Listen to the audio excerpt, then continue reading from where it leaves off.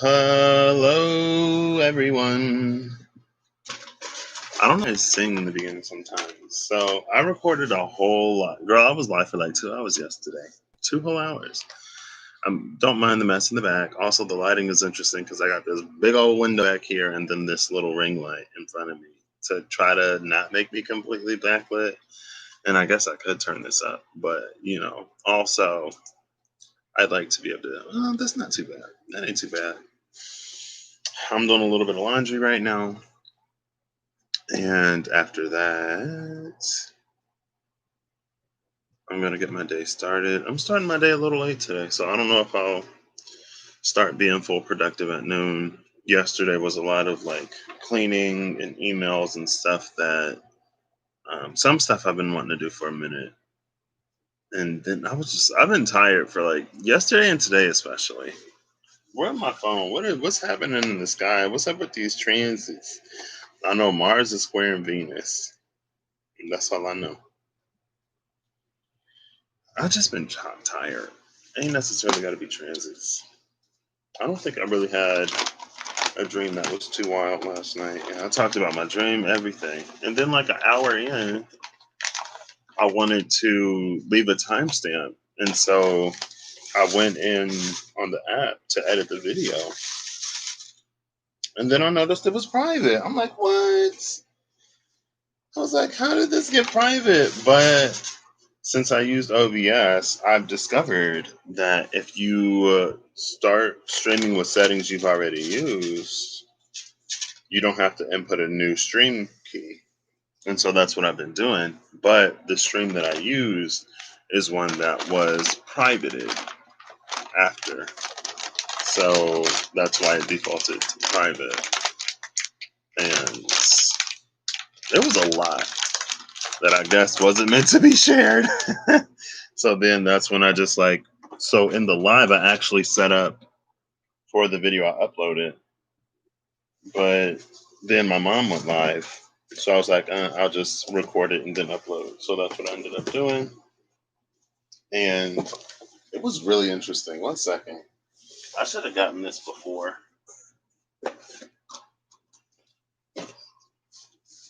Listen to your heart.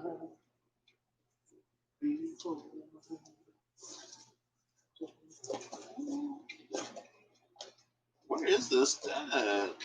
Here it is. Oh, goodness. Could y'all see my stomach?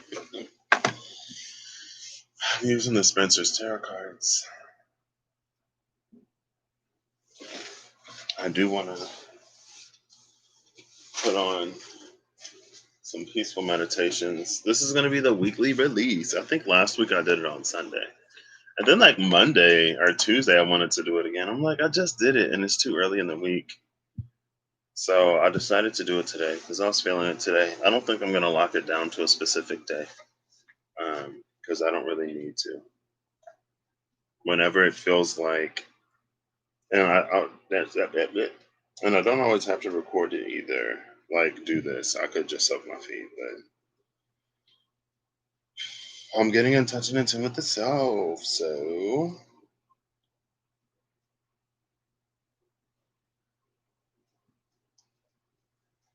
that's what I'm doing.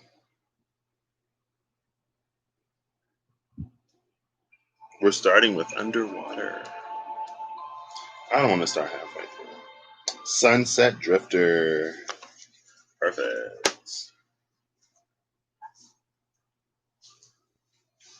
I don't even have my feet in the water yet. I usually do my little thing before I come on. And at least have my feet in the water.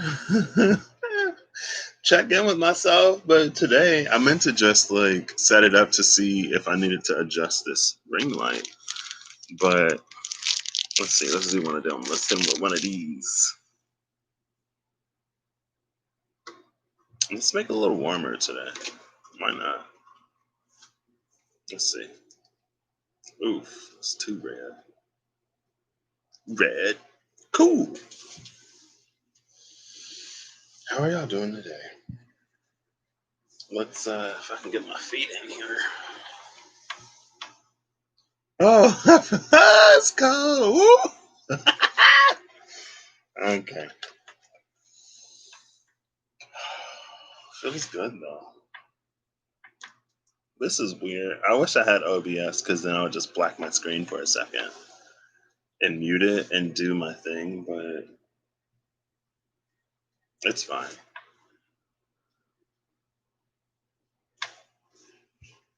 So I'm using the novelty cards again because I feel like they worked so well last time.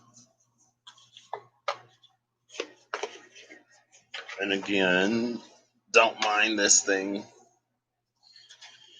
I had to shift some stuff around so I could do this with you.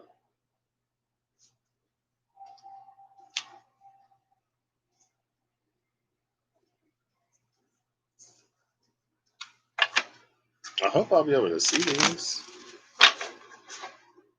And I don't need them upside down because I'm not using the other camera today.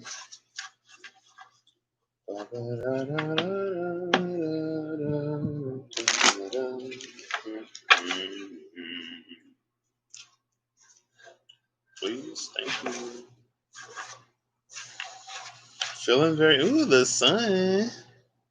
The sun, and who are you? The Six of Cups. The Phoenix. Arisen from the ashes. Ooh, arisen from the ashes. It ain't rising no more. It's already fell.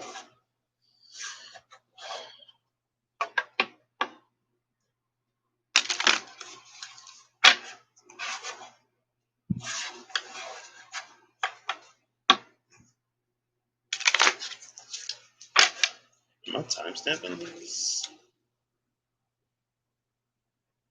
We'll see. Yeah, I might as well. Just in case. I don't know how long I'm going to go today. I might go until noon and then shut it down and then by 1 o'clock start doing work. I guess I didn't even like consciously decide to put myself on a schedule. It just kind of sort of happened one day. I was like, I'll piddle around until noon, and then when noon hits, I'm going to do whatever I need to do. Because sometimes I don't get out of bed till like 10 o'clock. You know, or you wake up and you go back to sleep because you slept so good.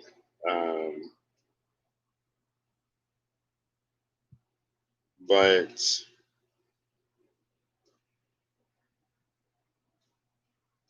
yeah, I don't know when I did that. Hey Mimi, how you doing today? Usually I'm like terrible at sticking to schedules, but it's been just working. My Jupiter is in the sixth house and it's in conjunct and retrograde. So I almost wonder like if I can learn how to stick to schedules, if like that'll be what turns my fortune around. You know what I mean? I typically don't need them, but consistency isn't always a bad thing. Here we go. Oh, excuse me. I could use another sleep.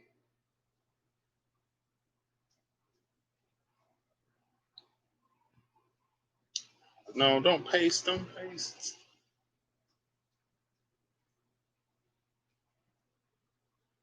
Okay, here we go.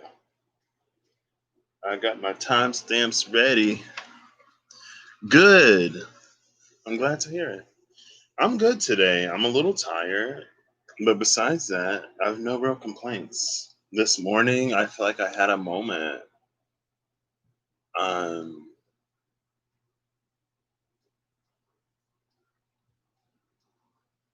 yeah. And it was nice, I guess. Um, trying to let some walls down, you know. Not like walls, but some like soft gel, like a pillow fort. But I'm good. Thank you for asking. Let's see. What want to come out first? What are we releasing this week? What needs to be released? Ooh, it made a whole bunch of noise, but it didn't come out.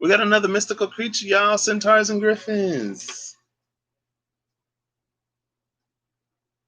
What do griffins have the body of a lion, the head of an eagle?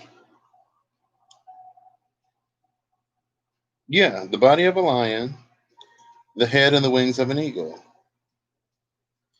So there's a lot of chimeric energy going on. Lots of combinations. And whenever you bring things from different places together, there is a sort of integration curve or a learning curve where they need to learn how to work together and not necessarily apart. And so the body of the lion gives you courage and strength, but the head of the eagle gives you vision, and the wings give you mobility. Okay, gotcha. And so I feel like life has encouraged us to be strong. But again, there's something going on with the crown and the third eye that is clouded, or the throat, something going on in the upper three chakras. I feel like the lower three are getting balanced, but the upper three aren't getting balanced as much because the heart. There's something to do with the heart.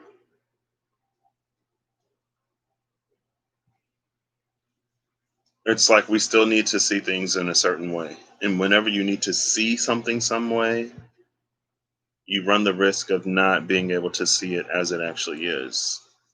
Right. It's like some people need a villain in their story. And so if they don't have one, they'll create one where they may not necessarily be one.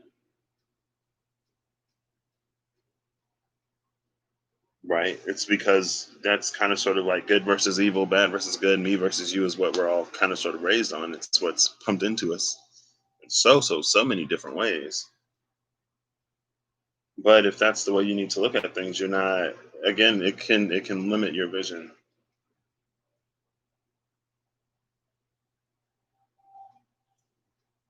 But this card is telling me with the Ten of Swords, we're capable. The Ten of Swords can be an ego death. And this ego death could be one that it's like we're coming out of our ego enough again that we can get that clear vision. Maybe somebody gonna become like clairvoyant or something. Next card is the Two of Swords. More swords. The Ghost. Someone in between worlds.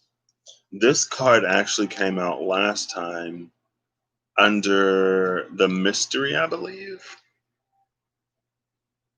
And I was like, and it came out on its side, and I was like, someone isn't like, they're not fully in this world and they're not fully in the next, or they're not fully in this world and they're not fully in the previous. They're sort of in the in between. And then we have this Two of Swords, the decision.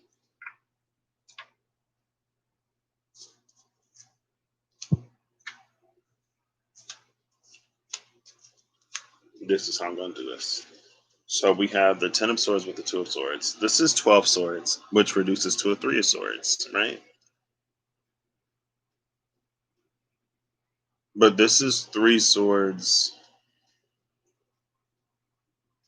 Hold on, let me try to figure out, because I came up with this little thought experiment a while ago, but I never fully fleshed it out. So I'm going to try to now.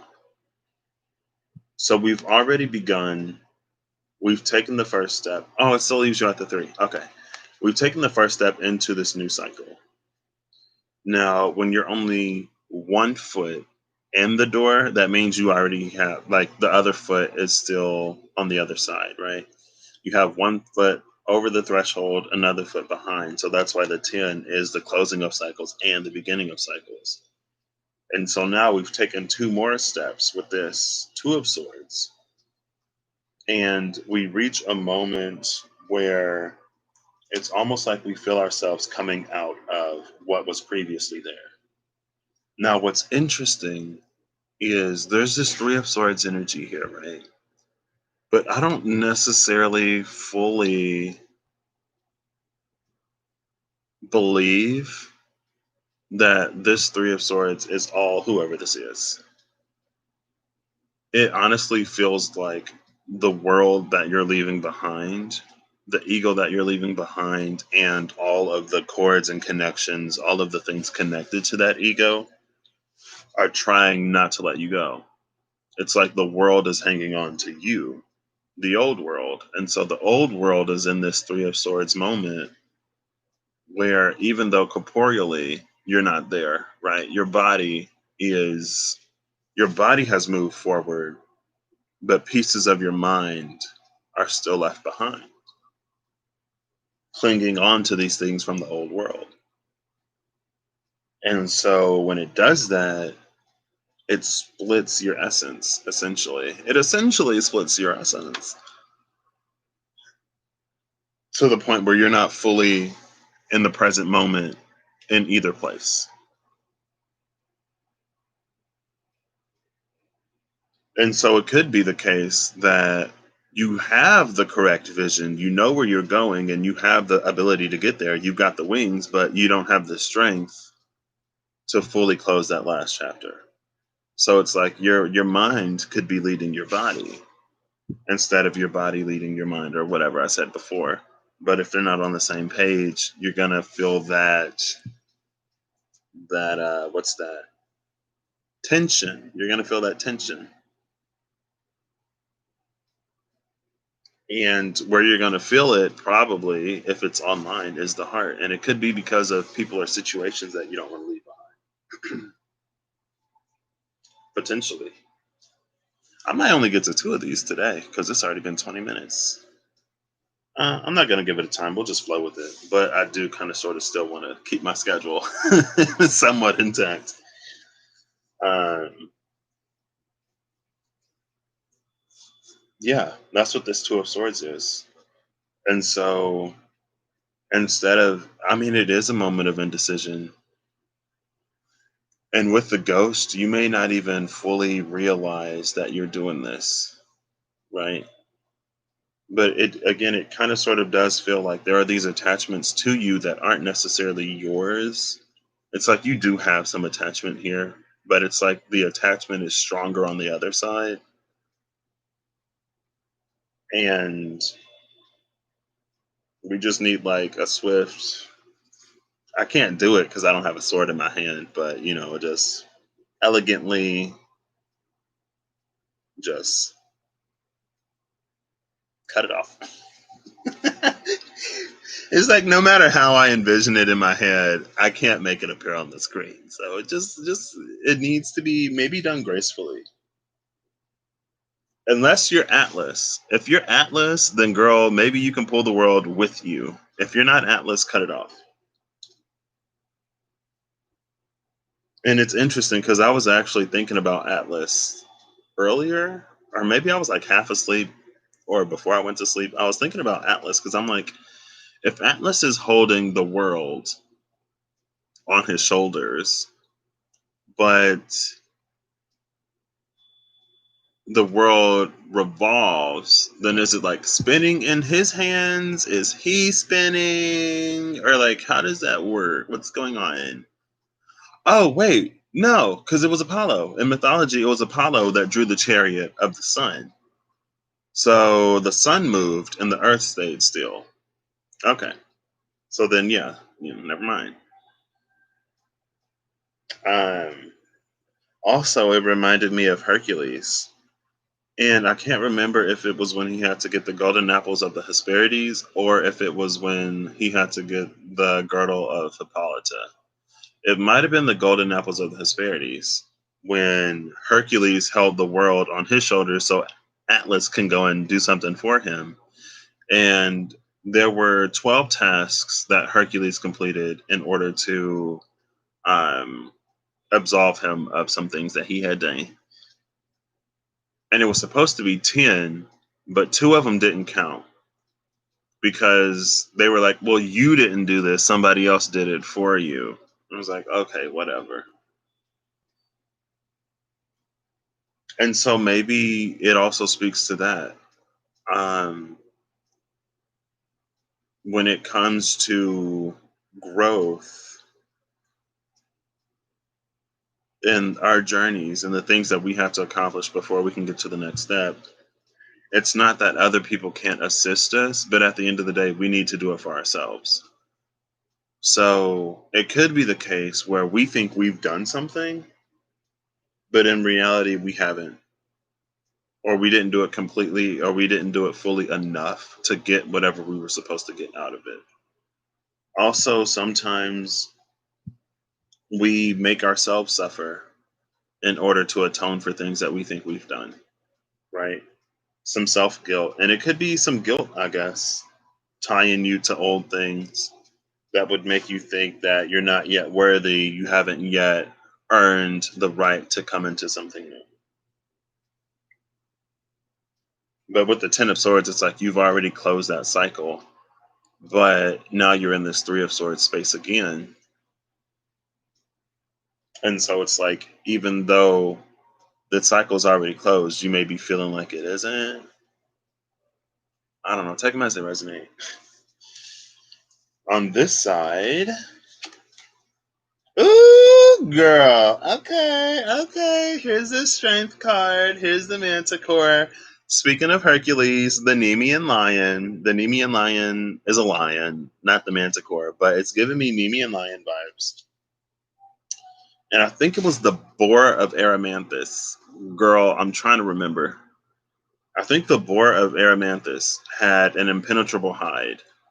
The Nemean lion. What was the thing about the Nemean lion? We're gonna have to look this one up because I don't remember. Hey Siri, show me the Nemean lion. I didn't get that. You can also try spelling it. Girl, you just had it. When Siri puts the correct spelling and then it just like shifts to something completely different, I'm like, I literally just saw it spell Nemean correctly. Hey Siri, what is the Nemean lion? Here are matches for lion. Girl, The Lion Guard. girl, Siri, you really gonna do me like that after you just spelled it correctly? Really? I'm sorry, I don't know what you're talking about. Not Nemec, girl. The Nemean lion. Let's see. The Nemean lion was a vicious monster in Greek mythology that lived at Nemea. It was eventually killed by Heracles. It could not be killed with mortals' weapons because its golden fur was impervious to attack. Okay, so it was the Nemean lion. Its claws were sharper than mortals' swords and would cut through any armor. So yeah, what was the boar of Erymanthus? Well, now I need to look up the boar. So it was the Nemean lion that had the hide. Girl. I was like, oof. One second. Erymanthean boar. We'll see how to spell this. Arama, girl.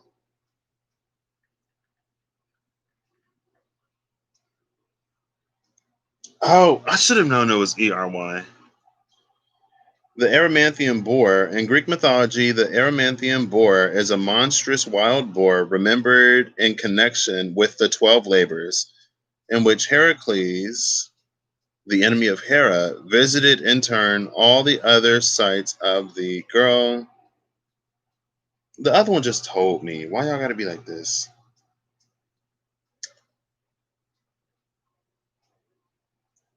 Heracles the reconciled.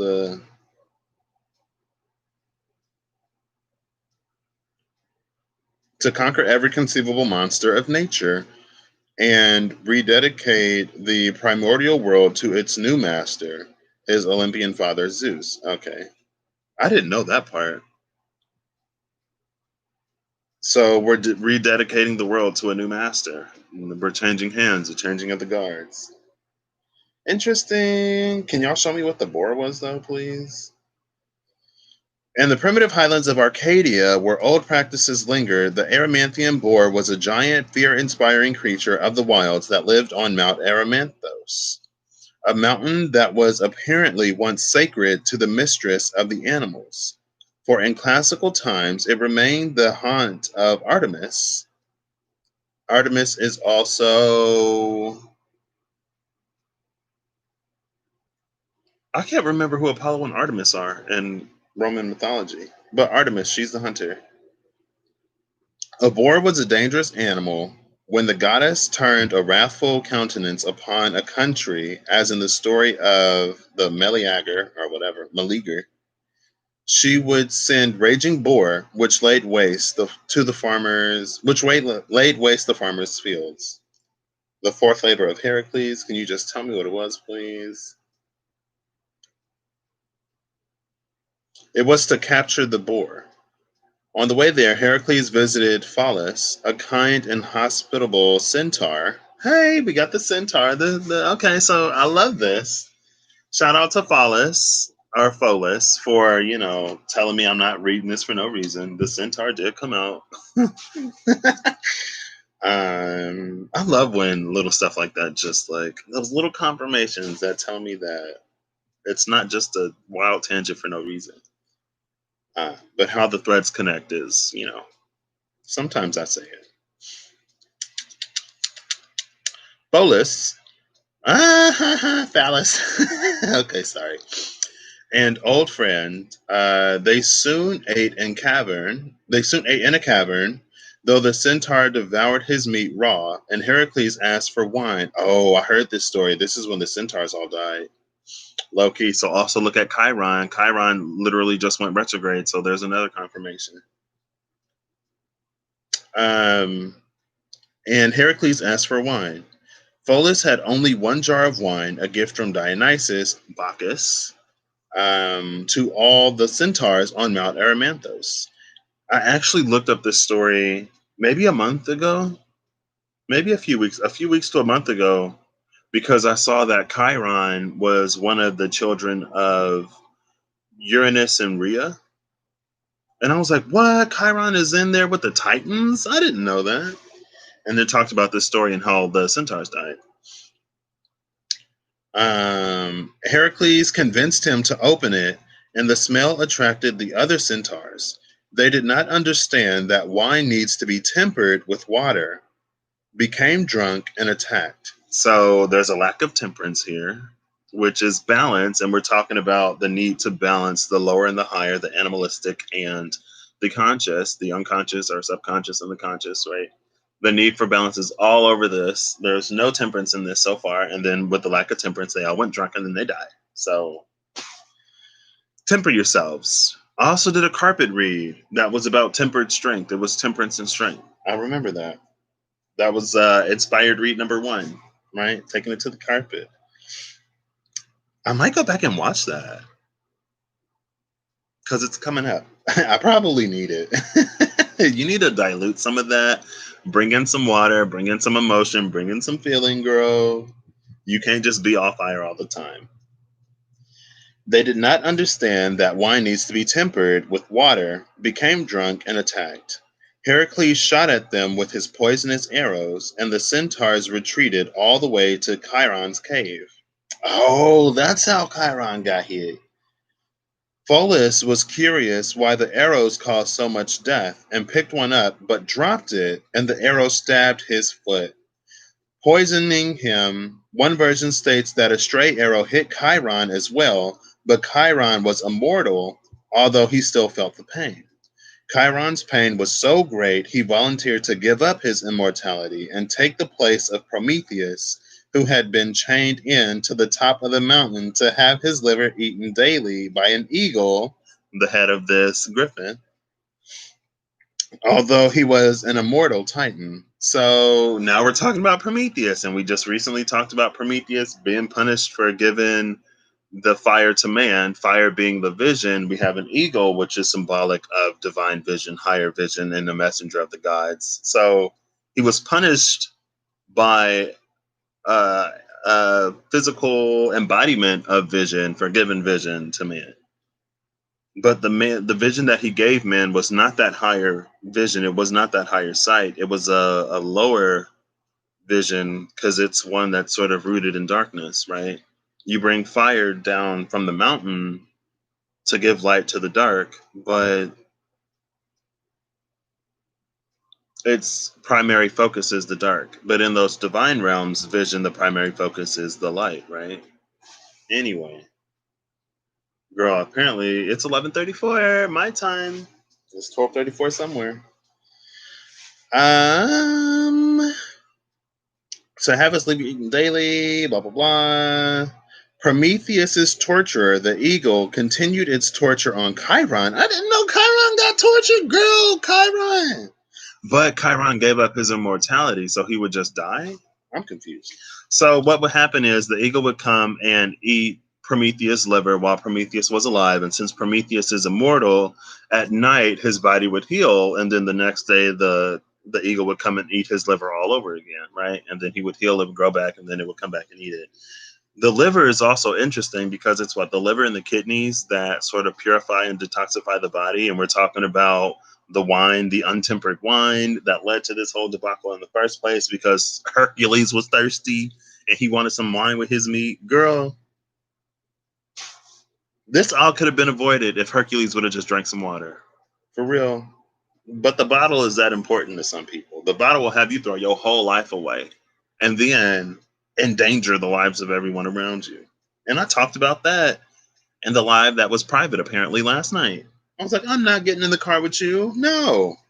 I ain't playing with my life like that. You can play with your life all you want to. And when you play with your life on a road, behind a wheel, no, I might have talked about that actually in the pick three tic-tac-toe and the wish granted, where I initially called it like the wish granted or something like that, but all of them weren't that pretty, so I was just like, I'll just call it pick three tic-tac-toe.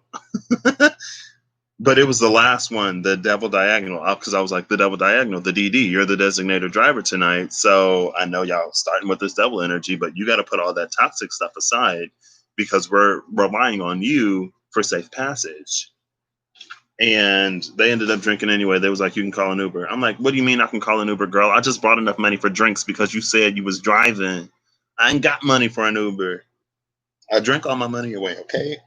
Anyway, I'm all over the place, and I like it. I feel like a return to self. So, let's get back into this. The torture of the eagle continued its torture on Chiron, so Heracles shot it dead with an arrow. Girl, Heracles is killing everything. He's doing these labors to be absolved of something, and he killing everything, killing all the centaurs, killing Pholus. Because of him, Chiron is about to die. Chiron gave up his immortality, killed the eagle. It's like, is that your solution to everything?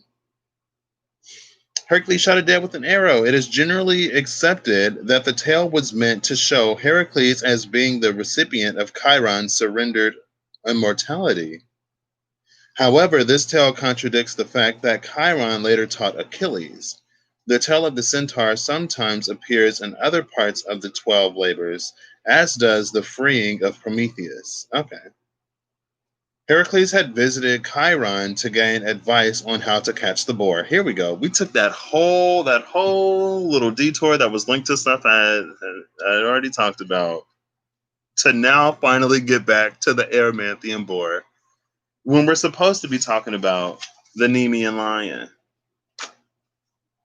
But I think he got the arrows. I think he got the poison arrows to kill the Nemean lion because his armor was impervious to everything. But it wasn't impervious to the poison, and the poison came from the Hydra, which I believe Hercules took out in a previous labor. I know in the movie Disney's Hercules, like the Hydra is the first thing that Hercules faces, right? You cut off one head and two more grows in its place. And I know that there was in like a montage, bless his soul, Herc was on a roll, first another year in every Greek opinion, po, what a pro, right? They showed Hades like push like a boar on like a chessboard or whatever. That was the Erymanthian boar. They had the like little hints to the other labors in the movie. If you knew, then you saw them. Heracles had visited Chiron to gain advice on how to catch the boar, and Chiron had told him to drive it into thick snow, which sets this labor in midwinter. Having successfully caught the boar, Heracles bound it and carried it back to Eurystheus, who was frightened of it and ducked down in his half-buried storage pithos, begging Heracles to get rid of the beast. A favorite subject for the vase painters. Okay. Heracles obliged. Who is this? Girl, Roger Lancelin Green stated in his Tales of the Greek Heroes that Heracles threw it in the sea. What? It then swam to Italy, where its tusks were preserved in the temple of Apollo of Cumae.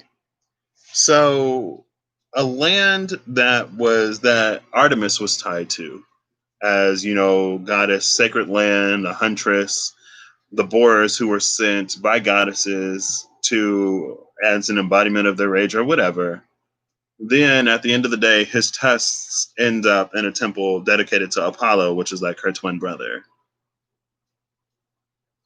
And we talked about Apollo, and when I was talking about Atlas, right? Apollo was the one who drew the chariot of the sun, and this is the chariot energy. So again, I guess it's all relevant in some way, loosely, or we can see it that way. But Apollo was also gifted with vision, and it's also, if y'all have been with me for a second, back when I was Cassandra from Cassandra's Tarot Dice and Spiritual Advice, Apollo gifted Cassandra with the ability to see the future, but then cursed her or added to her gift because he couldn't take away a divine gift that no one would believe her. So there's Apollo. So yeah, that's the boar. It swam to. I thought it was gonna go to Italy, and you know.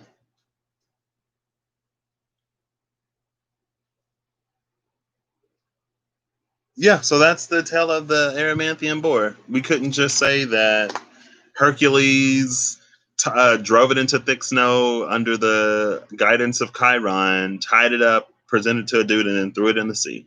We had to go through the whole. Why did they even talk about how Chiron lost his immortality and how the centaurs went mad and how Pholus died? Because literally all he did was drop this arrow on his foot, but the poison from the Hydra in this arrow just like killed him instantly. He was instantly dead. That's how. Okay, my ear is over here trying to ring, trying to give me a word that I don't know. That's how, I don't want vicious. It's not virulent because that's like viruses. That's how deadly. That's how toxic this poison was. Um, it just instantly killed him. The poison was toxic enough that Chiron chose to give up his immortality. So, strength. The manticore also has poisonous spines. So there's the link there. The manticore has poisonous spines or a scorpion tail. But this is strength. Strength clarified by the King of Swords. Who is the Viking? I believe it's the Viking. Yeah, it's the Viking. So here we have another chimeric beast, right? The manticore. It's like lion and scorpion, and it has the face of a man, I believe. The face of a man, the body of a lion, and the tail of a scorpion, or something like that. But then we have this King of Swords Viking. Now, Vikings are known for pillaging and plundering. Also, Leif Erikson is credited with the initial discovery of the Americas before Columbus came in and did all that tomfoolery and foolishness. But without that tomfoolery and foolishness, then some of us wouldn't be here, and the world would have potentially been a better place. But we don't know that. All we can do is move forward. Now we're here. We come trying to clean up all this karma and mend these deep energetic wounds in the collective that were started a long time ago through the manipulation of information and faux sorcery and stuff like that.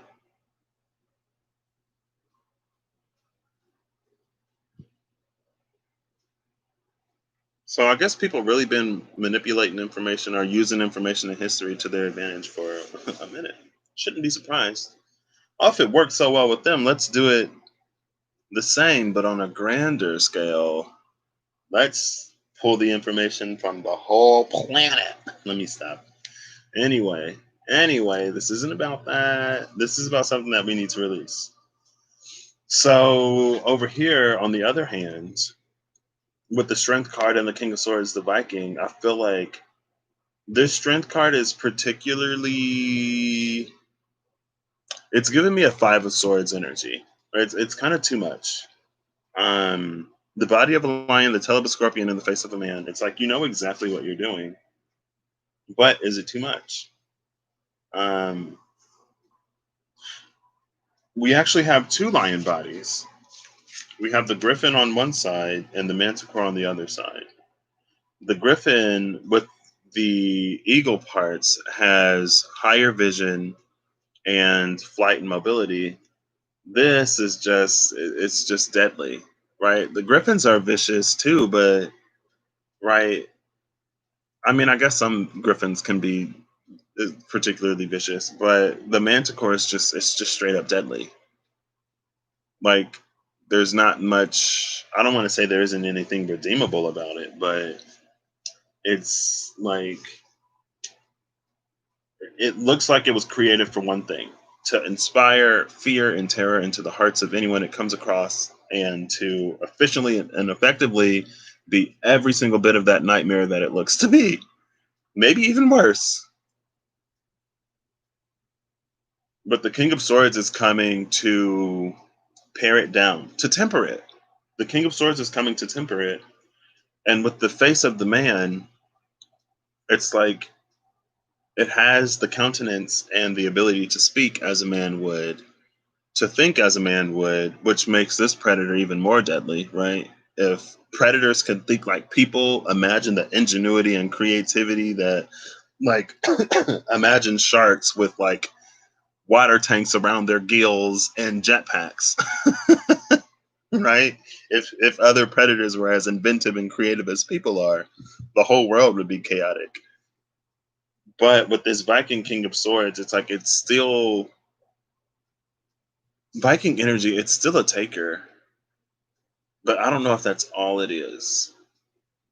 It may be more than just that. Um, but that's the stories we hear of it, right? Or of them. How to Train Your Dragon. Oh my gosh, this is How to Train Your Dragon over here. The Viking is befriending the Manticore. He's like, the Manticore is being terrorized by a bigger Manticore, by the Manticore's nightmares. What are monsters afraid of? I don't know. I feel like we never really ask because, we're trying to not be a meal or a victim. So it's like, I don't necessarily care what you're afraid of because I'm afraid of you and you're coming after me. Why are you always coming for me? But in that movie, they came together because they had a mutual enemy. And they say the enemy of my enemy is my friend. And honestly, I feel like that is such a tired energy. Like, is the only way for us to come together to have a mutual enemy. And then what happens if that enemy is successfully taken down? Like, are we going back to being enemies? Right? It's like, can we not come together just because, like,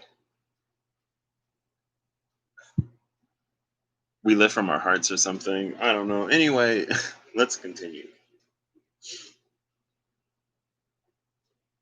I honestly, this energy is kind of sort of throwing me on this side over here. We have the strength and we have the King of Swords. Now, if I don't look at the the the illustrations, and if I only look at the energy, then strength in the King of Swords is that tempered strength. It's like the King of Swords gives. Okay. Oh, ooh. Okay. All right. I like it. So the Manticore and the Viking, the King of Swords tempers this strength, right? I was like, tempered strength is a thing. The King of Swords tempers this strength. And so It lets the manticore know that it doesn't have to be as frightening and as scary as it is all the time. It's almost like the King of Swords. Oh my gosh, it's almost like they're the same person, right? Like when this manticore isn't full beast mode, then it's like it transforms into this Viking, right? It's like the face goes all the way down and it becomes a human, right? But if this Viking is ever threatened or sufficiently upset or angry or whatever, then it's like it changes back into this manticore.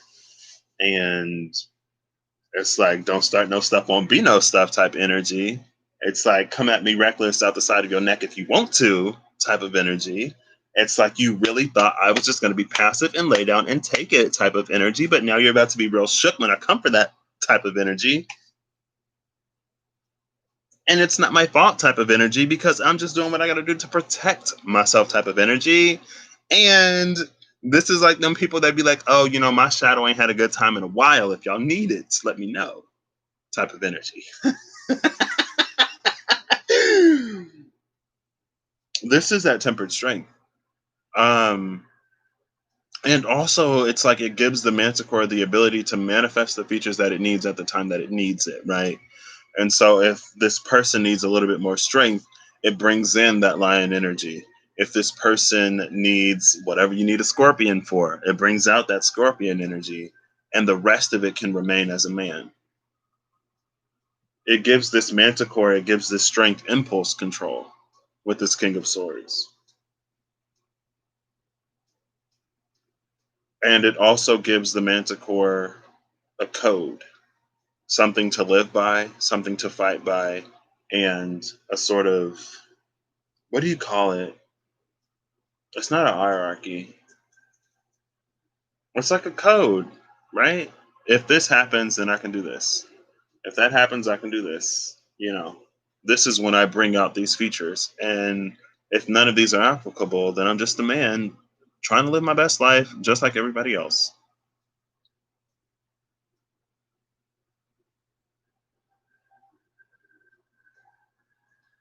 And so, what we would need to release in this case could be that hyper defensiveness, right?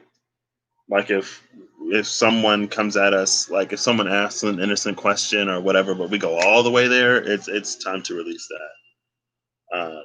Because again, there needs to be balance between the animalistic, the primal, and the conscious energy. And it's not to necessarily give up either one. It's just to temper it. It needs to be tempered. Wine needs to be tempered, or else the centaurs are going to go crazy, and then Hercules is going to have to defend himself or solve the issue by killing everything.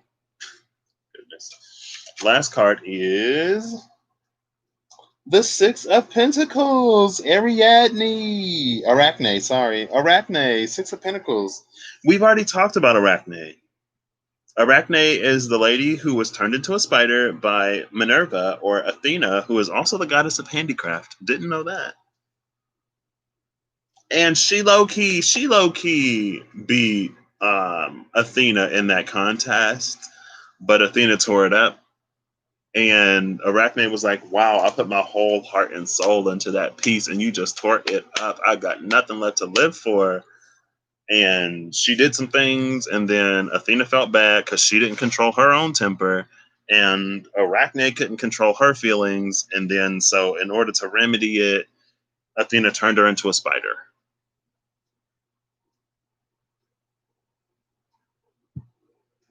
Why did I just get like prophecy vibes? Like a weaver of fate or something. I've never felt this as a weaver of fate. But with the Six of Pentacles, you can only get out of something what you put into it. But you can also put into something in many, many different ways.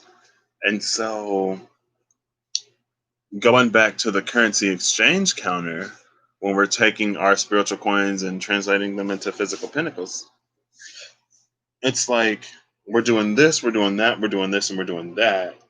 It's like there's something that we're asking for, and we don't have enough spiritual coin to get it. And it's like, okay, so I'm not just going to receive this.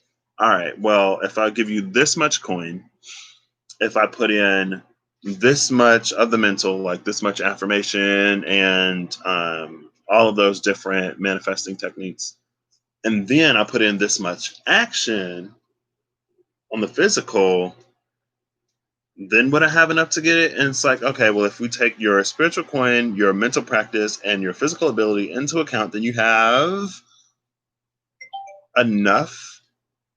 But it's like you barely have enough. So make sure you keep your physical and your mental on point because you don't have enough to get it with just spiritual coin alone. And to me, this is the understanding. This is what results from that tempered strength. It's knowing that, because putting all of this together, the wild manticore, the manticore unleashed, could be the direct, it could be your solution to this problem of things from your past holding on to you. And so you're just like, I'm gonna tear everything up. I'm gonna cut everything. And it's like, whoa, slow down there, because you don't want to cut everything. Because if you cut everything, you're not gonna have anything to hold on to, and you're just gonna slip through the cracks of the world. And so, just like Hercules, you go to Chiron. You seek wise advice from a trusted source. And this trusted source tells you, like, you take the board to the thick snow, take it somewhere where it can slow down enough for you to be able to manage it. It's like, yes, you're strong. Yes, you're Hercules or Heracles. You can do all of this, but you wouldn't have to do so much. You wouldn't have to fight so hard if you moved it to a terrain, to an environment that you don't necessarily have the advantage, but the other energy is at more of a disadvantage. And so it's again with the manticore that becomes the Viking, it's all about learning to leverage your strengths to get the outcome that you desire. And that's the result of this. It results in the Six of Pentacles, the handicraft, the work of Arachne, the fine details, but applied to your life to make, like, it's like the tiniest amounts of effort can have can bring forth the biggest things. But again, it's because you've mastered the subtle things, right? When you've mastered the spiritual as much as we humanly can, when you've mastered the mental, then those two set the predominant tone. And then you don't have to work as hard on the physical, right? Physically, all you got to do is align with it. And whenever effort or action is required, then you make that. So again, like when you can align the animalistic and the conscious, the lower and the higher together, you can just go right there. You can be Centaur, Sagittarius, Eye of the Tiger, knock and fire that arrow and hit the target every time. But until you do that, it's going to be not that easy at all. At all. And again, that Four of Swords is on the bottom of the deck. So you probably going to have to be learning as you go, because you may miss out if you don't. Right? Don't get so wrapped up in the head that you don't find your way there. It's probably like noonish. Ooh, it's 11:58 my time. I'm gonna do one more though. I did not expect for that one to take that long, but I guess that's what happens when you read about mythology on Wikipedia. So yeah, the Nemean lion had an impenetrable hide, and Hercules got poison-tipped arrows. The poison was from the Hydra to kill the lion because nothing else would pierce its hide, and it would just tear folks up. And then those same arrows from one task, when mismanaged, led to a whole bunch of foolishness, right? Because now Chiron is wounded, and it's like, who wounded Chiron? Who's gonna teach all the heroes if Chiron is dead? Chiron gave up his immortality. What? Prometheus got his escape though. So, girl, That's a lot. That's a lot. I don't know. That's too much. It's too much. Okay, let's see what's coming up next. After this one, I'm gonna shut it down. Oh, that was quick. All right, let's see. We got one card. It's the Nine of Pentacles, Frankenstein. I don't know too much about Mary Shelley, but we'll get this going as well as we can. I actually love that this is Frankenstein in this deck because in the Weaver Tarot on the Nine of Pentacles, there's just a whole bunch of crystals, right? And crystals can be pieces of the self. And so, with crystals being pieces of the self, and with this being Frankenstein, it's time to put ourselves back together, right? It's almost like we have the ability and the capacity to take the best of who we've been in all of our experiences and times down here, if you believe in reincarnation or multiple incarnations. And it's bringing the best of everything to the table, right? But be careful because, Frankenstein was ridiculously strong and kind of became a monster. Um, some people say it was a misunderstanding, but this is something that we need to release. So, on the lesser positive side of this, we could be needing to release being selective with the parts of ourselves that we allow ourselves to be. It's giving it's giving me a Nine of Essences energy, where it's like we only look at the good parts of ourselves, or we look at the parts of ourselves that we want, and we're not doing a full and complete and total integration. And if we don't do that full and complete and total integration, we're never really going to get to the truth of who we are, and we're going to be capped at the Nine of Essences, which caps us at a Nine of Cups energy, which means that we can't really get that 10 cups because the 10 of cups kind of sort of requires someone to show up fully presently as they are to be loved, and not one of those, if they knew this about me and if they knew that about me, then they wouldn't love me, so I'm going to hide this part of me forever and secretly be miserable. All that tomfoolery and foolishness.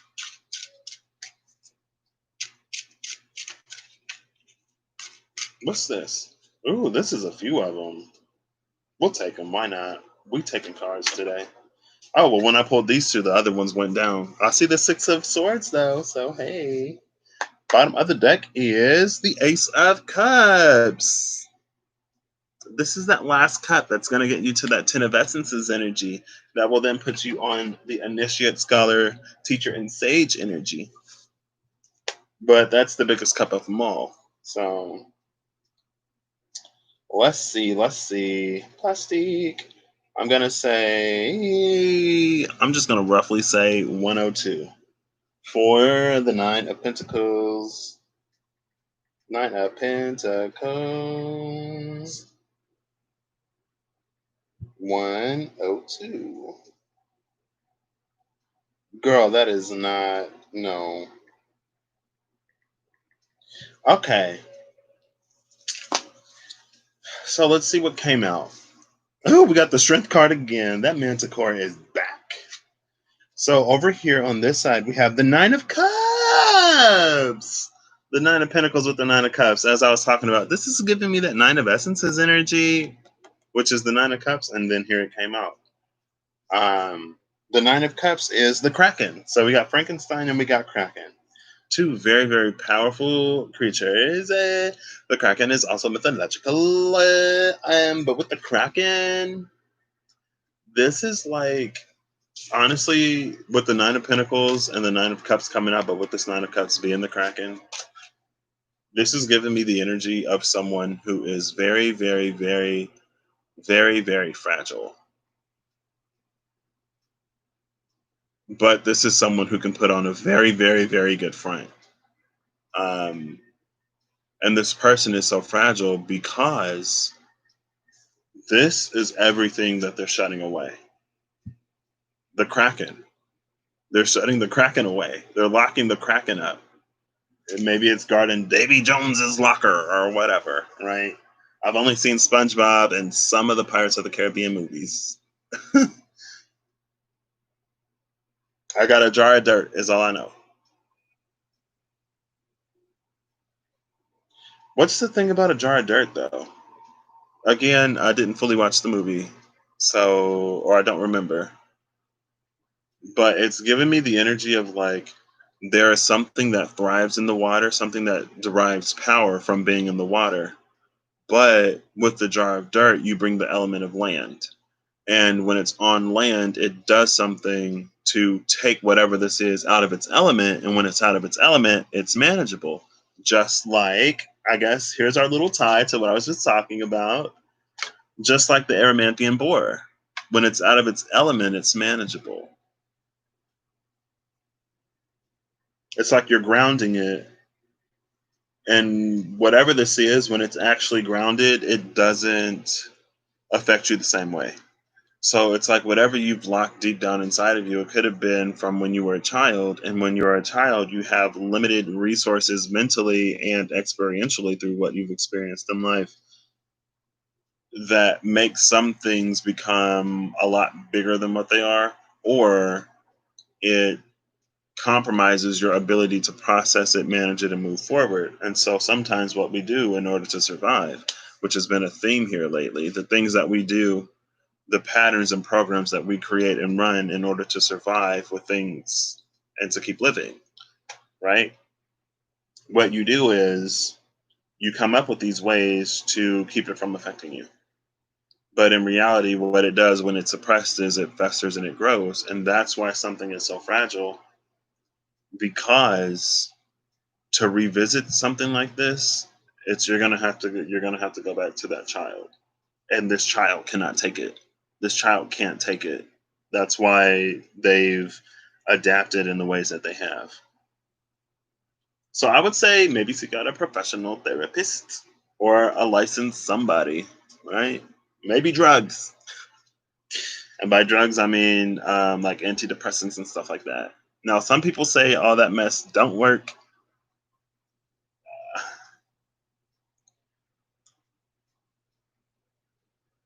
The only reason why I say that is because I feel like this is very, very heavy. And without a proper guide or without proper guidance, I feel like it would be really easy to not tackle this to the depth at which it needs to be tackled or handled. And if you don't address all of this, it's going to grow back. It's like if you cut off one arm of the Kraken, going back to the Hydra, if you cut off one head, two heads grow in its place. If you cut off an arm of this Kraken, it's just going to grow back. And then we have the Ace of Cups, again, being the thing. Oh, and behind the Ace of Cups is this Sun card. Rising from the ashes, rise like a phoenix. Conchita Wurst. Da, da, da, da, da, da, da, da, da, da. Eurovision 20 something. I don't know. Whenever Conchita won for Rise of the Phoenix. Girl, had y'all seen a picture of Conchita Wurst? Anyway, with the Ace of Cups, it's like this is the biggest thing holding you back. Nothing else you do really fully truly I don't want to say it doesn't matter, but as long as this remains unaddressed, you're going to have very, very, very high walls to get to where you want to go. And with this Nine of Pentacles energy, it's like, I'm good. I'm good where I am. And that's another reason why I don't know. I don't know. I feel like I should pull a Wisdom of Lord Ganesha card because with this energy, I have no guidance. I have no advice. Because again, this is so heavy that it's like, I don't know. Whenever I think of this energy, I think of someone like cracking, like literally like they were made out of porcelain, like cracking, and then it's just like it cracks the whole body, and then it takes everything within them to hold themselves together, and then it's like the brain does whatever it does with suppressed memories, and then you forget about it again. And so, for the most part, it's like the cracks heal up, but since you've been re-exposed to it, there are some cracks that run a little deeper this time. This is very, very sensitive. That's why I was like, I don't know, I just go with a professional, honestly. Um, Unless you bout that healing life. If you bout that healing life, then maybe go for it. But honestly, I don't know what to tell you. So we gonna see if Lord Ganesha got something to say. I love these Wisdom of Lord Ganesha cards because I just be like, Lord Ganesha, I don't know what to do. He's like, that's what I'm here for. And Lord Ganesha helps us overcome obstacles, right? Insurmountable obstacles. So it would be a relevant energy to work with.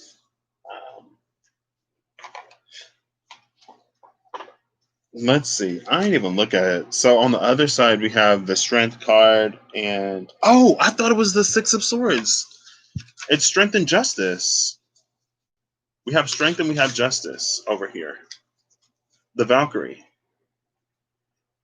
The Valkyrie is interesting because I lump Vikings in with Norse mythology, Scandinavia.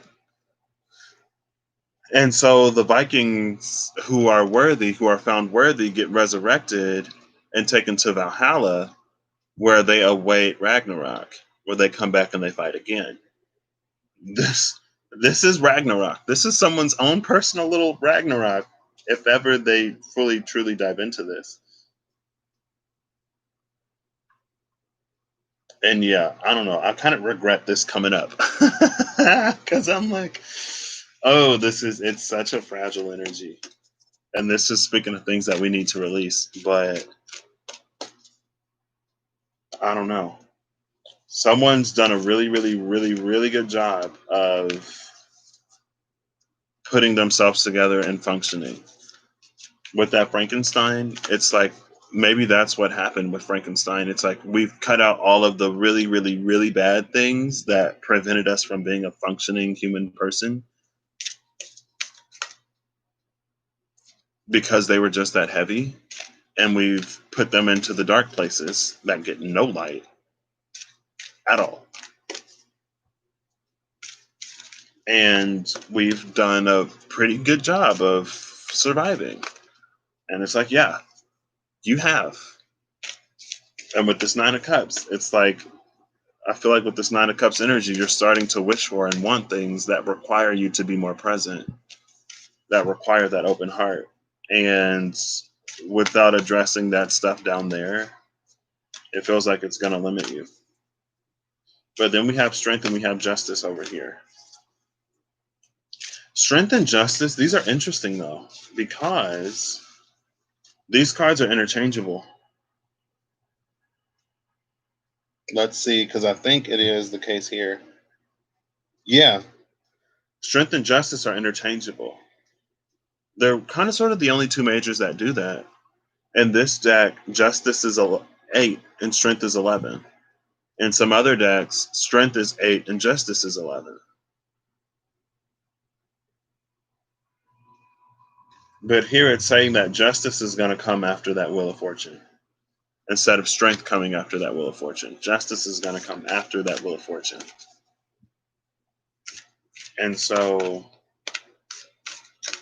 no. Strength is going to come after the Wheel of Fortune. Instead of Justice coming after the Wheel of Fortune.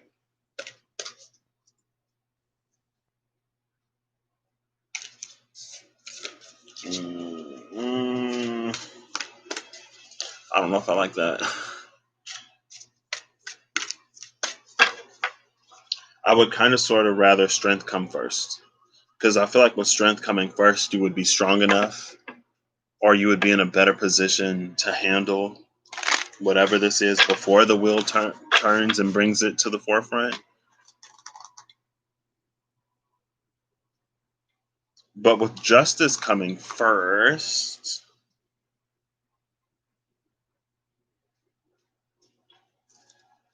it's like the situation can rectify itself before the wheel turns to make it more manageable. So that it may require like all of your strength, but you'll have enough strength to get past it. I don't know. Come on, Lord Ganesha, I need help because y'all know I'm not about this life. It's like I am, but girl, this is it's real deep and it's real dark. It's like I've suppressed this. Literally, my like I don't even have that memory anymore. Type of deep. And if I had this memory, it would just completely shake the foundation of everything I've built and established since I forgot this happened. And I'm like, oh my gosh! But the Ace of Cups is here. So maybe also with the Ace of Cups, it's also healing. Spirit, the presence of Spirit is here, and Spirit will give you the strength to balance this out. But you really gotta have some faith. Maybe that's what I'll say. Trust in Spirit. Ganesh ain't giving me nothing, so I'm gonna pick this card right here. That's like barely standing up. This one right here. Who are you? Drive. Number 14. With beginnings at the bottom of the deck. And I think they're both this green color. Well, one is a brighter green than the other. Drive and beginnings. So let's see if I'll be able to read what drive is. Yeah, it's definitely going to require drive because this isn't the type of thing that you can start and then stop. Um, because if you stop before you finish healing this, it's just going to reopen wounds that have been closed for a very long time and probably for very good reason.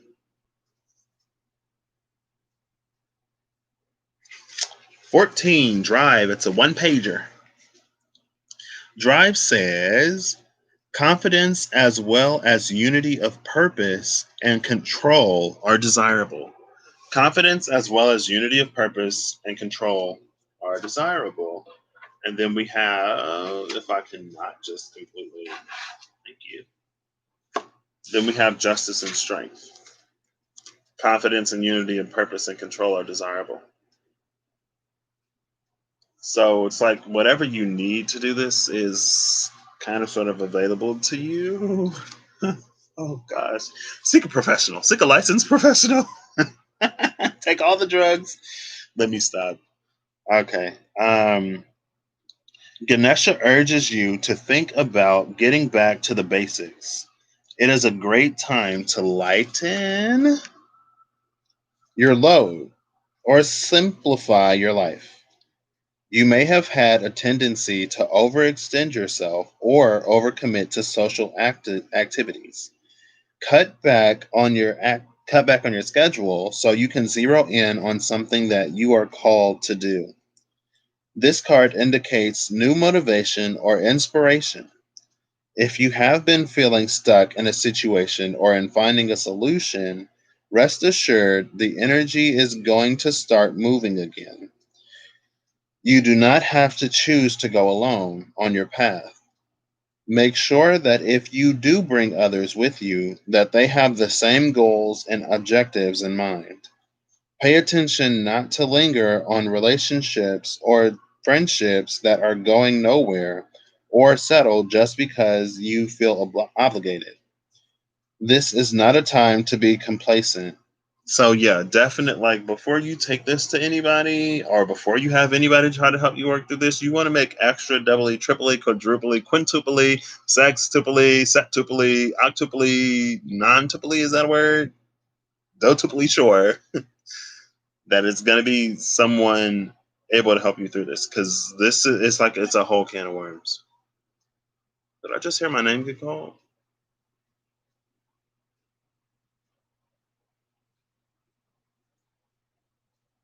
That happened last time. This is the second time. And it's like, anyway, I don't think anybody called me because they would have just come back here. Or they would have called me again because it's been a minute and I haven't responded yet. You want to make sure you got people who can see you through this because this is a whole can of worms. It's a whole can of worms. Um, I don't know. I don't want to like make it scarier than it needs to be, but I feel like something of this severity definitely needs to be addressed. Because Dr. Frankenstein is dead. The monster killed him. and threw him down in Davy Jones's locker where the Kraken guards his body. So he will never rise again. I'm sorry. This video is getting deleted. It's not getting deleted, but this is very, very, very, very, very, I feel, heavy. But with the Ace of Cups, strength, and justice, it's going to get a lot lighter.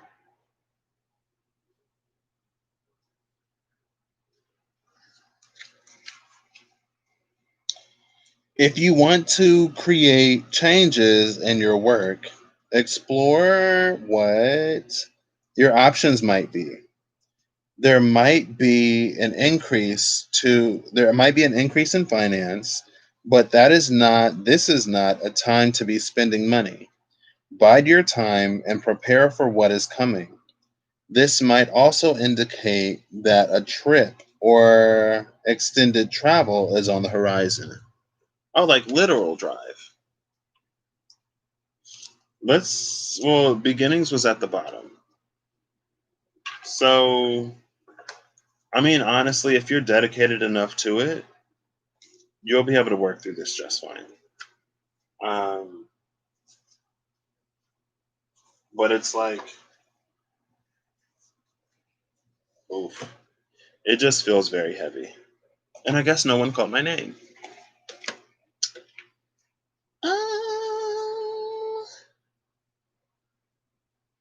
On a more positive note, if that's not the case, then you're very, very close to your Ten of Pentacles and your Ten of Cups. It's just going to require some strength and some justice and some drive to get you the rest of the way there. The Ace of Cups is here. So I feel like Spirit is definitely assisting you. But also with this Ace of Cups making itself known, I feel like the biggest challenge is what you're now facing. And with strength and justice here, you have the ability to overcome it. I feel like there's also something with this mutable sort of like 8 and 11 energy, right? That's 2 or 8. 2 and 8 opposed. That's what Taurus and Scorpio. That's like personal possessions and communal possessions. Things that we choose to either do alone or things that we choose to do with trusted people, because Scorpio is all about trust and loyalty. Scorpios, like trust and loyalty, are hard to come by these days. They don't make them like they used to, but at the end of the day, trust and loyalty are what some Scorpios value the most. What do Tauruses value? A good home cooked meal. It ain't even got to be home cooked, just good food. Let me stop. I don't know. But there's something here. 11 is also a number of, it's a master number. So it's, with it being a 2, it's about duality. It carries an energy of duality, but with it being 2 ones, it also carries an energy of leadership and new beginnings, of taking the bull by the horns, right? Or the ram by the horns, taking a horned animal by its horns. And if you take it by the horns, you're probably facing it face on, right? You're not taking it by the horns coming up from the back. So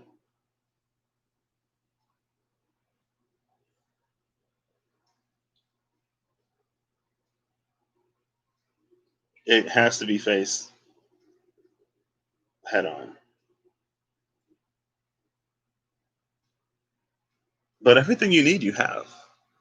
You just got to be really, really, really committed to seeing this through. Yeah, because with that 9 of Cups, it's like you're starting to ask for things that require a lot of you, and you're starting to ask for things that are going to require for you to whatever. I don't need nobody else type of sort of mentality you got. It's not gonna get you there, right? With the 9 of Pentacles, you need to release this only seeing the best of, like, only choosing to see the best of who you are, and only choosing to see, like, Frankenstein. You got to let in the pieces of you that aren't as desirable, right? I never watched American Horror Story, but apparently in Coven there was some girl boyfriend who died in a football team, and they took all the best parts of the dudes on the football team and brought them back to life. what's his name, Tate. And I know there was this, was it TikTok? Or was it? It was probably a TikTok back in the day that was like, "You're all I want. You're all I have. Go away!" Right, that whole thing or whatever.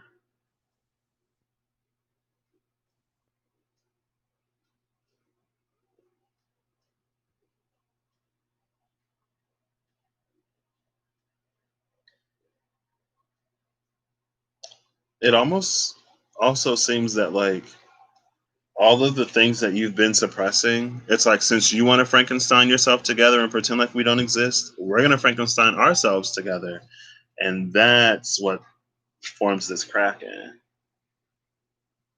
But that's what happens when things are subjected to extreme pressure. They kind of sort of just meld into each other, right? Is that a sedimentary rock? Or what's the rocks formed under pressure? It's not metamorphic. You got igneous rocks, sedimentary rocks, and metamorphic rocks. Let's see. Hey Siri, what is a metamorphic rock? Not you, Siri, the other Siri. Metamorphic rocks arise from the transformation of existing rock types in a process called metamorphism, which means change in form.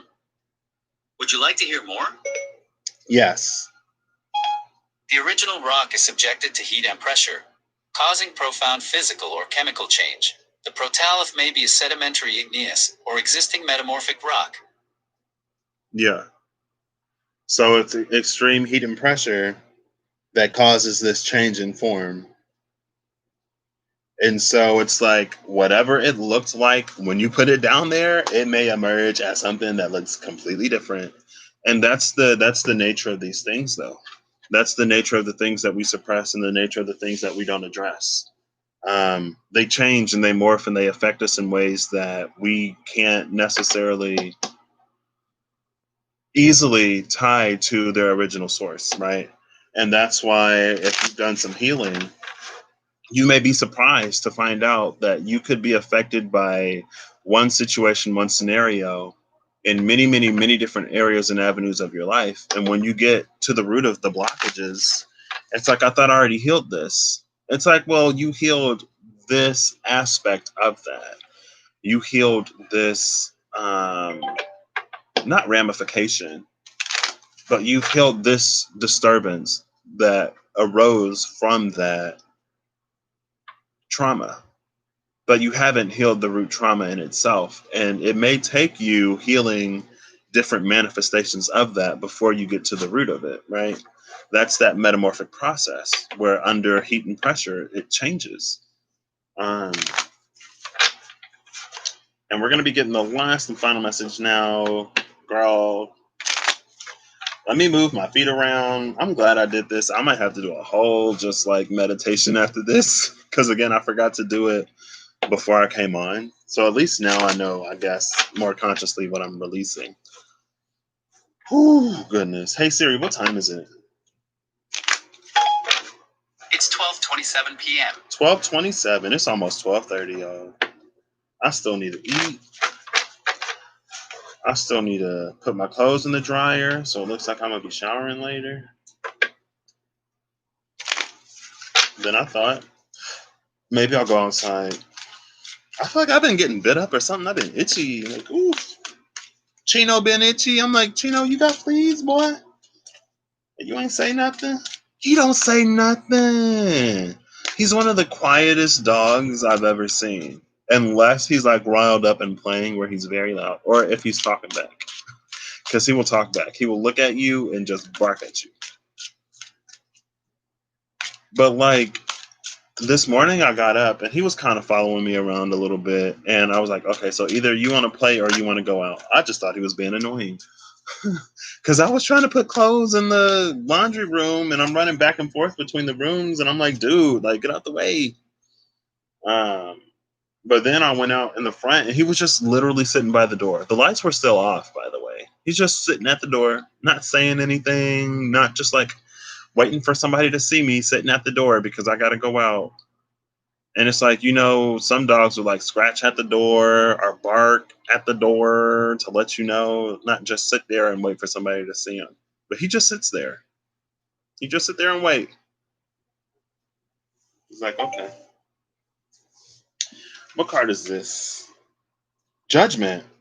Cerberus.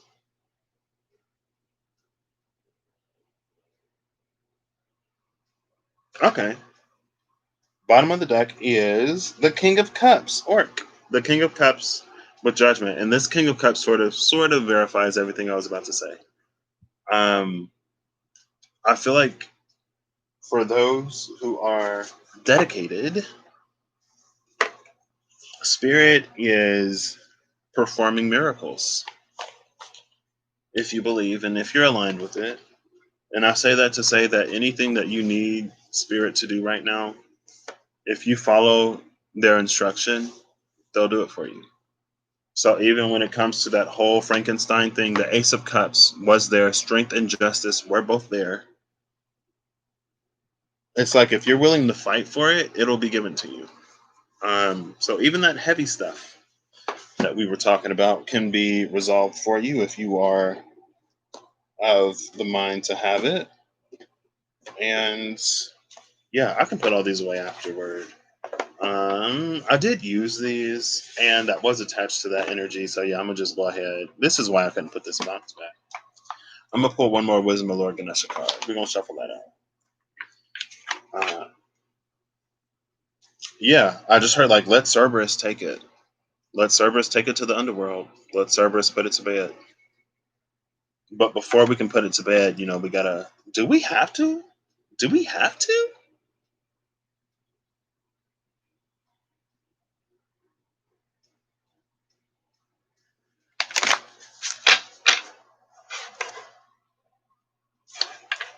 I heard no.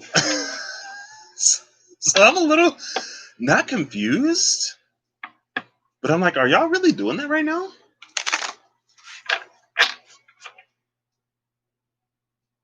There are some things, I guess. Take this with a grain of salt. You ain't say that with nothing else. I know I didn't. Take this with a grain of salt. Maybe half a grain of salt, right? If you can split a grain of salt, take it with half. Maybe a fourth of a grain. Okay, stop. All right.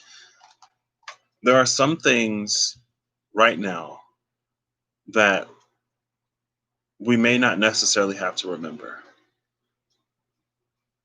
in order to progress. And it's almost the unique time that we live in.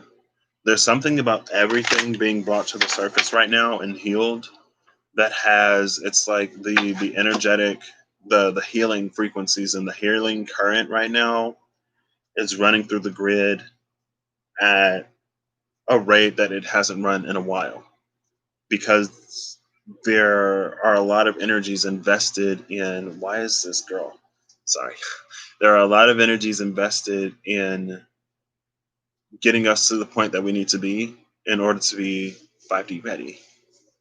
And so it's like these energies are in overdrive. It's like the healers are healing overtime. And the planet itself is putting out a frequency that will amplify anything doing that. And then it's like spirit is also putting out a frequency that will amplify anything doing that. And so it's almost like in this unique window when so much has to be healed anyway. The things in the dark, the current is running down there. It's penetrating that deeply. And so you don't even necessarily have to be focused on digging to the depths of the things that shook you that much, that shook you so much that you just forget about it. All you have to do is have that drive. And it's like, oh, it's like Mama Bird feeding us worms. And that's the New World Order in the Spirit Keeper's Tarot. It's the phoenix feeding the baby phoenixes worms. Now, in the card, the worms are whole. So Mama Phoenix didn't chew them up for the baby birds. Baby birds got to chew them up themselves. But other birds, it's like Mama Bird comes, she chews it up, and then she regurgitates it for the baby birds to eat. And so it's like these currents of energy are, it's like it's breaking it up and making it more manageable. So it's like the earth is healing a bit, spirit is healing a bit. The people on the earth who are focused on healing the collective are healing a bit. And so it's making it easier for you to tap into those healing frequencies and get that done. So I know I was just ragging on all these, not ragging on them, but I know I was just like, all this chakra music, it's nice. All this energy work is nice. But if you're not doing anything to supplement that energy work, then you're just going to get blocked right back up. Because, it's supposed to be making it easier for you to do whatever you need to do in order to keep that energy from clogging up, right? Like if it's your throat chakra, you can listen to all the throat chakra meditation music, whatever you want. You can go to your Reiki masters and whoever you want. But if you're not speaking your truth, if you're not in the place where you're doing that, it's just going to keep blocking back up. It's going to get blocked and blocked and blocked and blocked and blocked until you say whatever it is that you need to say, right? And again, so it's not to say that that stuff doesn't help, but it should be making it easier for you. But anyway, I'm kind of sort of getting the feeling that Pluto is in Capricorn right now. And Pluto has had many a conjunction in Capricorn. It retrograded to get more conjunctions in Capricorn. And when Jupiter goes direct, it's going to conjunct Pluto again in Capricorn. But with Pluto being in Capricorn, Capricorn is the energy. Since Capricorn is cardinal Earth, Capricorn is the foundation. Oh my gosh, the foundation! That's the dream I was talking about on the live that was private. So I guess that information wasn't meant to be shared or whatever. I just made a mistake and that's how it's going to be. But with Capricorn being cardinal Earth, it's the energy of the very foundation itself. And so we have Pluto down there. And Pluto is like the ground beneath the ground, beneath the ground, beneath the foundation.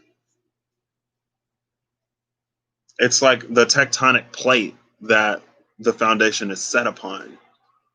And so all of those deep, deep, deep things that precede the conscious structure that we have, Pluto is down there transforming. And it's had all of this energy come in and help it transform all of these things. And so some of it, it's like it's breaking it up. It's making it loose enough where it can come to the surface and we can address it. But some other stuff, it's doing its thing down there. And so deep, deep inner child healing, excuse me, it's being supported right now. A lot of the unknown, a lot of the underlying is being supported right now.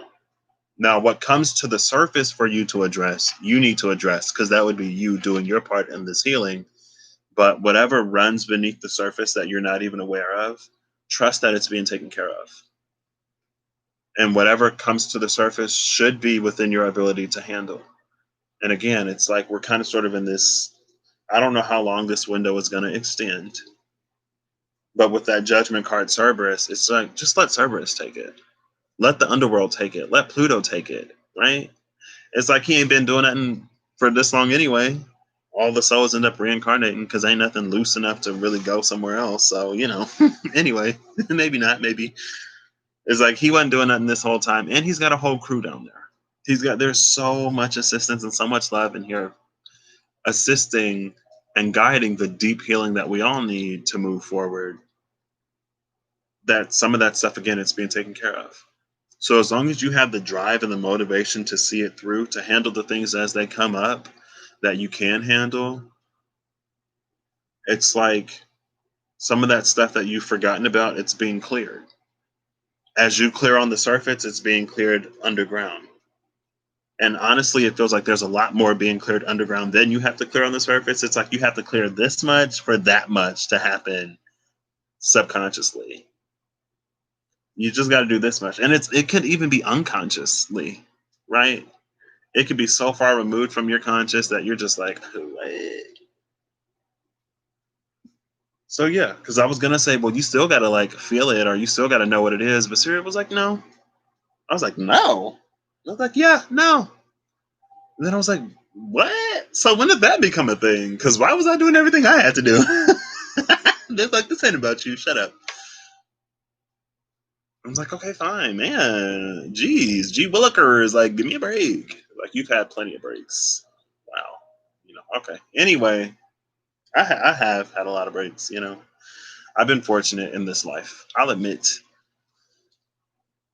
But yeah, So some of that deep stuff, and that's what Judgment is coming out with the King of Cups at the bottom of the deck, with the Ace of Cups that just came out, with Strength and Justice coming out. As long as you are brave and bold enough to handle the things that you can handle as they come up with these nines, it's about integrating the things coming at you, and it's about addressing the things coming at you. So you don't need to tear yourself apart, right? You just need to modify and adjust where it's being highlighted, and you'll be fine. You'll come out on the other end in the place that you would have been in a much better place. I'll say in a much better place. Um, yeah. So that's why justice is coming before the Wheel of Fortune, and that's why strength is coming after. Wow. Okay, so shout out to all the healers out there who are healing. Shout out to all the people out there behind the scenes doing work for the collective. Just putting that energy out there for anybody to grab who needs it in these times, because these times are these times. And it may not necessarily be a whole bunch of physical healing yet, but there's a whole lot of spiritual and mental and emotional healing available if we do the things we need to do. I feel like the energies of physical healing are there as well, but that's a whole discussion that I ain't getting into, because I ain't got time for nobody to be like, physical healing. Well, I got this ailment, Patrick. How I tap into the energy of that physical healing to get this healed? I'm like, girl, I don't know. I'm just saying mental, spiritual, and emotional for now. Especially like mental and emotional, because that's what really gets us in the place to be open to the spiritual changes that are happening, occurring, and that need to take place. So. All right, Lord Ganesha, what are we ending this up with?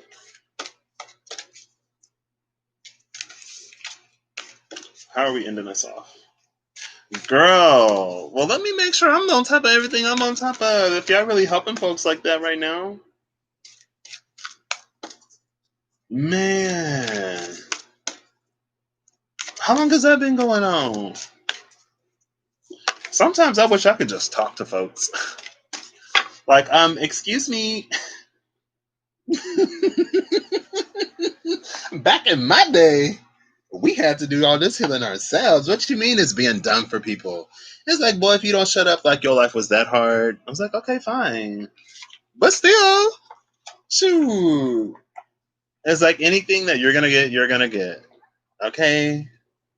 Just don't be one of those people. This is for me and everybody.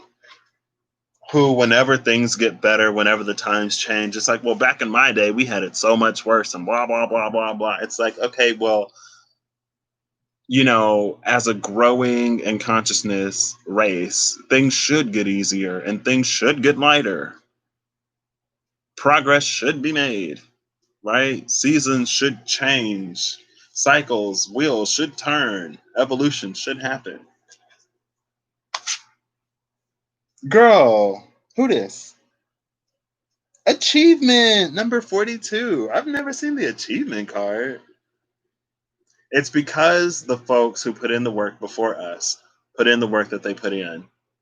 And because they busted up the things that they busted up, that we can now access these energies in a way that maybe we didn't have access to them in the past, right? And it's because the time is different. And so it's like, it's time release. I'm going to read what achievement says. We stand on the shoulders of giants, right? So us, like, we still had it easier than the folks who came before us, and we still got quite a ways to go. Oh, this a 2-pager? Girl, really? Why? Achievement. You are surrounded by abundance and prosperity, luxury and quality, prestige, luxury and quality, prestige and sophistication, value and elegance. You're surrounded by all this stuff. All we got to do is tap into it. And we also have to, be guided by it, right? We're the tappers, tappers. So it's not a contest, bro. It's what we do for each other. And the things that we do for each other out of love, we don't hold against one another. and we don't hold it over each other's heads because it's done out of love, right? It ain't no, well, I did this for you and I did that and I did this, so I deserve this and I deserve that and blah blah blah blah blah. It's like if it was done out of love, girl, it's done out of love. And I know that sometimes once you, it's like at the same time, have healthy boundaries. Don't be overextending and overgiving. I think Drive said that now is not a time for overextending, but in moderation, Six of Pentacles, all things. Many stories relate that Ganesha has two wives, Siddhi, success, and Riddhi, prosperity. The symbolism of these two women indicates that if you walk on the path set by Ganesha, success and prosperity are guaranteed to be always by your side. The search for material success seldom brings with it achievement of spiritual goals. Ganesha wishes you to realize that by actively developing your spirituality and consciously working with the divine, you will experience positive flow on what? Positive flow on effects in all wait, positive flow on effects in all areas of your existence. When you stay connected to your spiritual nature, you have a more serene mind. Develop in wait, we go to the bottom of the page and the light is okay, there we go. Develop an accepting perception of yourself. This attitude will help your heart open in spiritual matters, help your heart open to spiritual matters. A high level of self mastery, coupled with high ethical practice, will increase the likelihood of enjoying material success. As more people discover the rewards of a more dynamic and fulfilling spiritual life, this success will become the norm in society and not an exception for a few eccentric individuals. The more relationships among human beings develop into true kinship, the more humanity can achieve beyond the present limits of knowledge and material measures of success. I'm struggling, y'all, but y'all get the gist. Become part of a brotherhood governed by love, working toward building a happier, more loving, and productive global society. So, again, it's what we do for each other out of love, right? And it's in the good place, right? There was Chidi. Chidi was given a talk. It was like what we do for each other, or something like that. What do we do for each other? So you're gonna eat and catch the rest later. All right. Well, I'm about to end this right here. So yeah, there you go. There you have it. Um, Today was interesting. We only got two done, and it's been like 2 hours. Last time I got like four. But as we're coming upon the Mayan New Year, as we come upon the blue storm, anything that isn't nailed down, let the storm take. It's the blue lunar storm too. Oof, that tone too, that two tone, girl. There was so much theory crafting and all kinds of stuff. And if it's appearing to be the case. It's appearing that we were actually onto something when we did that. And I'm just like,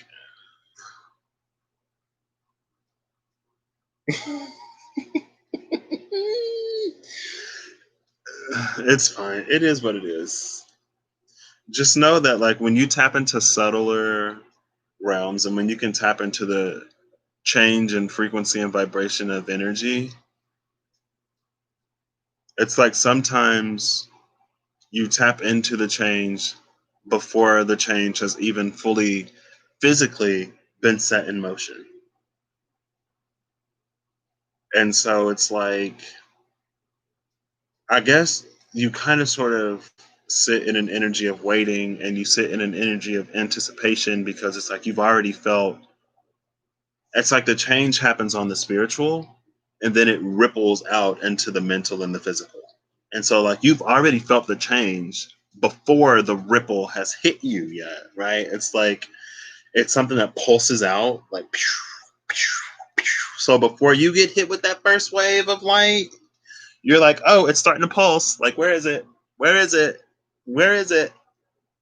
Where is it? And then just like, man, so like, what's really happening? And then boom, it starts to shake. And like, oh, now it's happening. And then you get hit with that first wave of light. And he's like, man, timing. It all happens in its time. Don't get frustrated by it. If you experience that, just know that that's what it is.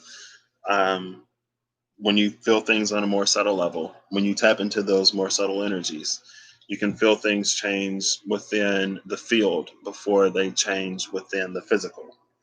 Um, but also, if that's the case, you don't want to get tied up in an energy of just waiting and of just biding your time, right? Because it could be the case that there are still things that you need to do in order to align with it when that wave hits, right? And you don't want it to be the case that you get this divine insight into something that's about to change and happen. And he's like, man, when is it going to happen? When's it going to happen? And you let all of the work that you're supposed to be doing pass you by because, right, the Queen of Cups is still a human. And so all of the work that everyone else needs to do, she still needs to do. Just because you've been given the gift of insight or foresight or whatever doesn't exempt you from the work that you still need to do. And so in some terms, it may be more beneficial to not know, because then you're not in that energy of anticipation, right? Everything is a balance. Okay, that's what I'm trying to say. Anyway, I'm gonna shut this down here. I hope this was helpful. I'm doing my little part to, tap into the collective and to release whatever needs to be released. And so that energy of machismo, of that hyper egoic masculine energy, like I gotta do this and I gotta prove that and I gotta be the best with the strength and the King of Swords. Like, let's dim that down with the energy of attachments, with that hyper emotional divine feminine that's like, oh, that martyr sort of energy where it's like, I will sacrifice my happiness and my joy and my peace and my abundance and my prosperity and my love and all that stuff to try to carry other people, or because of other people, like those ties to old worlds. It's time to clean that up, and it's time to come into something more reciprocal, right? To free the wheels of the chariot of any briar or thorns or super big rubber bands that are just keeping it from moving. um, all of that, it's time to release so that these energies can finally come together, right? And all of that deep hidden stuff that's been preventing us, there's a lot of healing and cleansing and clearing going on in the undertow, behind the scenes. And all we need to do is handle the things that come to the surface as they come to the surface, and we'll be golden. It's a pretty good deal, honestly, I feel. Um, but yeah, this is where I'll end this. I'm not sure if I'll post on the Legacy channel today. I mean, it's already like 1 o'clock almost. So I'm already almost 2 hours behind. So if I do, I do. If I don't, I don't. And I guess so. The thing with some of the things from the Legacy channel is sometimes, like how I felt it yesterday and the day before, it's like I'll start something over there. And then if I feel like digging into it a little deeper, I'll come over here and I'll actually dig into it. Right. And that kind of unintentionally happened 2 days ago. Yesterday, it more intentionally happened. But when I dug into it a little more, it's like we kind of sort of got to see a different side of it. Because on one side, it's like on this side over here, it involves a lot more choice and ordering our own steps to align with the path that we know is for us. Right. So, anyway, blah, blah, blah, blah, blah, blah, blah, blah, blah. I will catch y'all later. I hope y'all have a good whatever, whenever y'all see this. And, all of the best. And I'm sending y'all all the love and light and strength to handle these things as they come up, because as y'all handle these things within you, it clears up the energy of the collective. And then it gives someone else the strength to do it within themselves, right? Your life is an example to other people. So, yeah, be light, be loose, be happy when you can, and be on the ball when you need to. All right. Bye, y'all.